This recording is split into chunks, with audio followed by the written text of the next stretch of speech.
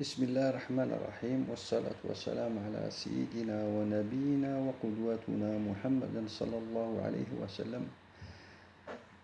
Nous allons aborder aujourd'hui une thématique concernant le pèlerinage, les possibilités de l'effectuer et qu'est-ce que nous avons comme formule pour l'effectuer au jour d'aujourd'hui.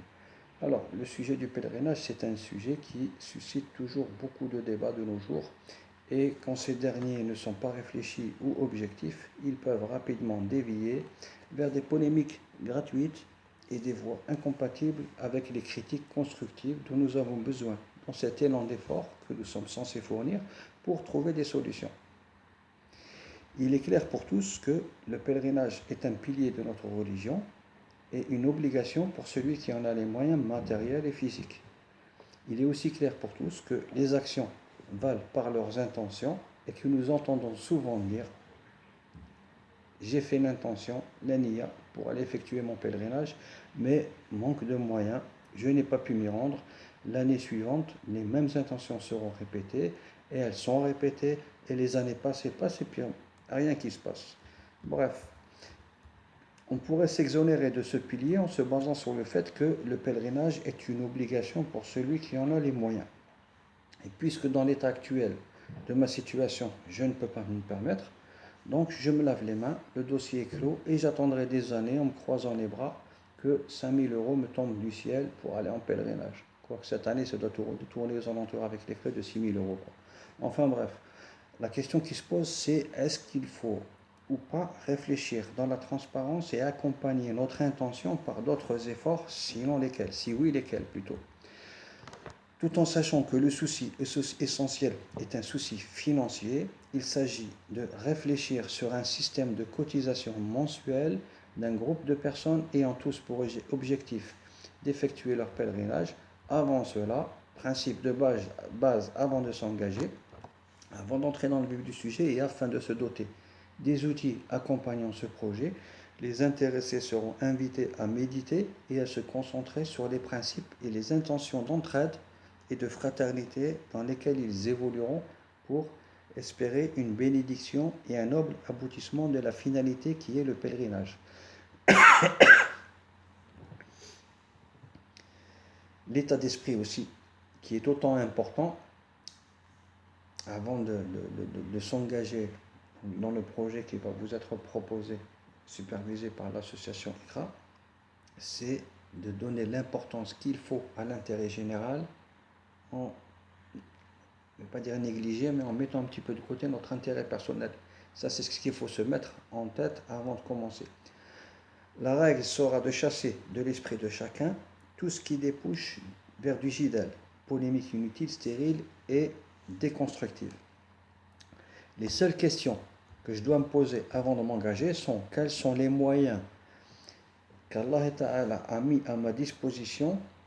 On parle de moyens financiers, intellectuels et toutes sortes de moyens. Et comment est-ce que je les utilise? Quel ordre de priorité je donne au pèlerinage dans la gestion des moyens dont je dispose?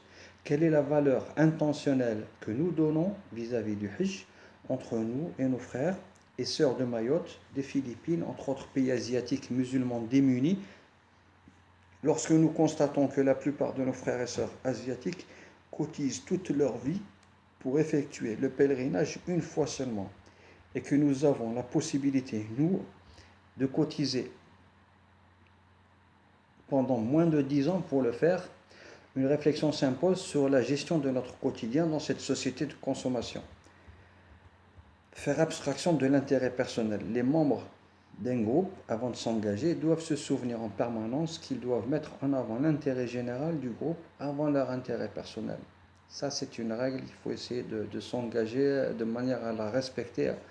Il y a toujours un dicton populaire qui dit pense à l'intérêt général, concentre-toi sur l'intérêt général et tu auras ton intérêt personnel qui viendra en pilotage automatique. L'engagement dont nous parlons depuis tout à l'heure est un contrat que vous vous engagez à respecter, dans lequel il y a une série de clauses, d'articles, qui peuvent paraître après une première lecture lourds, mais cette clarté dans la transparence constitue l'effort que nous devons fournir pour éviter les polémiques destructives. Ce contrat unira un groupe de personnes qui se sont mis d'accord pour cotiser chaque mois un montant donné pendant un nombre d'années déterminé, de manière à ce que chaque année, un nombre déterminé de membres de chaque groupe partent en pèlerinage suite à un tirage au sort, tout en sachant que ceux qui sont partis la première année continueront à cotiser comme les autres à leur retour jusqu'à ce que tous soient partis en toute équité.